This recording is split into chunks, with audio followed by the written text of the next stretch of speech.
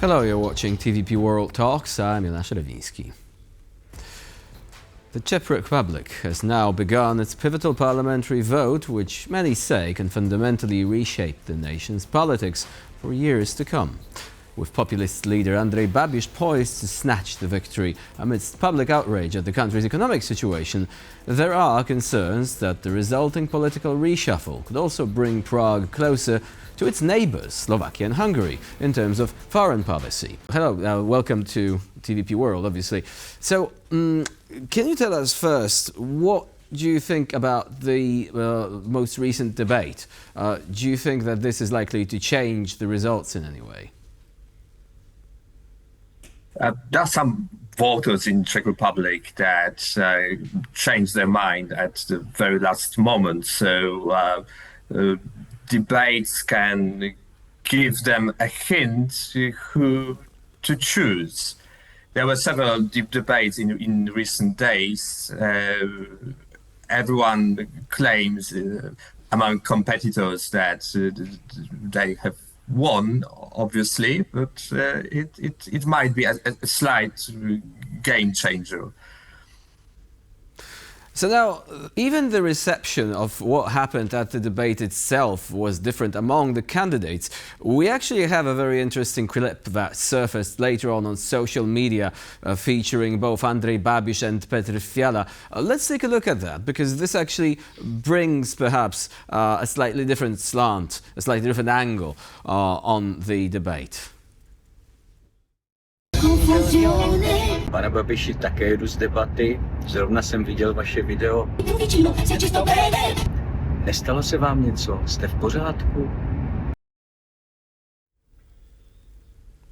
So there you go, Babiš singing a hit song, Fiala questioning his health and well-being because of that. What do you think about this? Do you think that this also shows us that even though this rivalry is very serious, there is also space for a more light-hearted approach there? Well, firstly, the video shows how emotional the whole campaign was, not only from the Fiala side and Babiš side. How different it was. Fiala, on the one hand, the current prime minister, trying to posture to show himself as a stable intellectual, a serious politician with an academic background. On the other side, Babiš, the most serious pretendant, the former prime minister, and the possible next prime minister, according to the polls. So quite emotional reactions and a quite funny spat between these two politicians, who don't have much in common. Not the last debate, but the debate in the Czech public television with almost all leaders of political parties. Babiš wasn't there. Showed that political parties in Czech Republic have not much in common. There was just one thing they agreed on, which was the first foreign visit as future prime ministers, and it was Slovakia. So not much, isn't it? But still, there are some commonalities between leaders. So apparently it's a long tradition to visit Slovakia as the first country after assuming office. But looking beyond that, some people are worried about the possible Slovak scenario, saying that if Babiš wins these elections, then the Czech Republic could move further away from the European Union and closer to Russia. I mean, that's the simple way of actually summarizing these arguments. To what extent do you think these fears are justified, though? Well, Slovakia, under fourth term of Robert Fico as prime minister, isn't second Hungary. However, some similarities are striking and obvious. And the same will be in Czech Republic if Babiš will win the elections, which is quite certain. But if he will be able to form a government, which isn't so certain. So Czechia will take another path, and it will consist of various factors. Who will be the coalition partner? For instance, that would be crucial.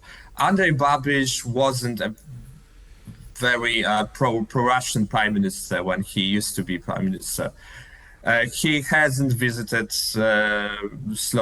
He hasn't visited Moscow. Unlike Robert Fico, who just within a few months met with Vladimir Putin in Moscow and quite recently in Beijing. Babiš used to meet Donald Trump when he was president in his first term. So that's more complicated. It's not simple to say that Czechia under Andrej Babiš will take the Slovak more pro-Russian path. It will be different.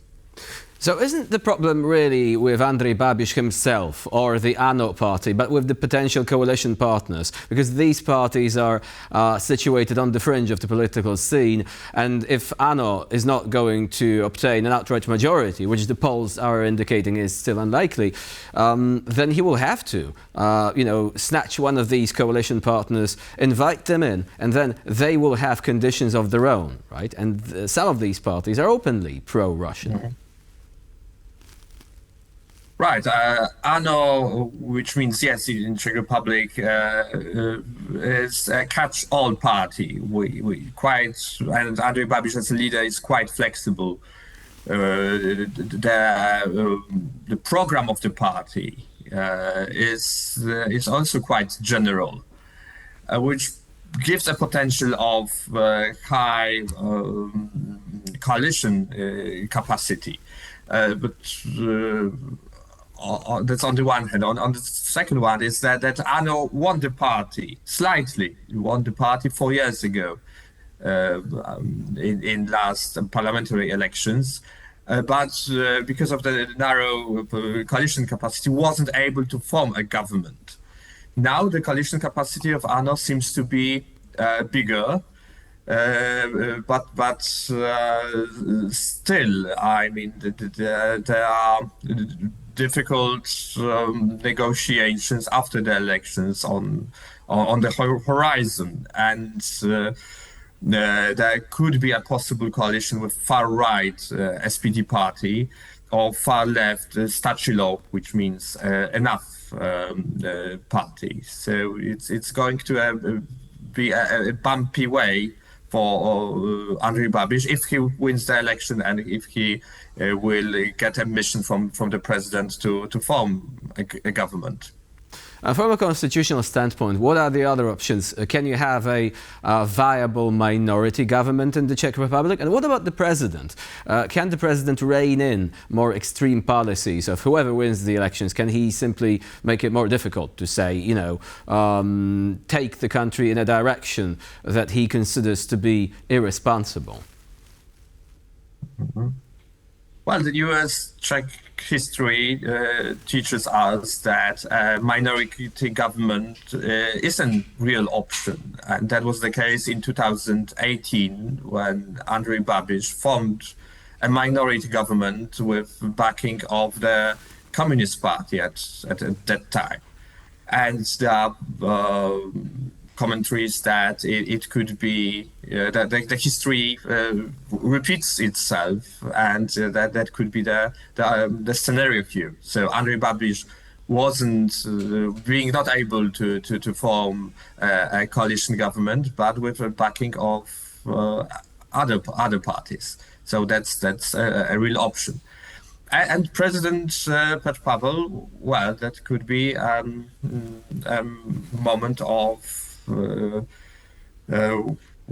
most serious moment when it comes to his constitutional prerogatives in his term. Miloš Zeman, his predecessor, showed that the president could step in when it comes to modeling the government. He was blocking some of the proposals at that time.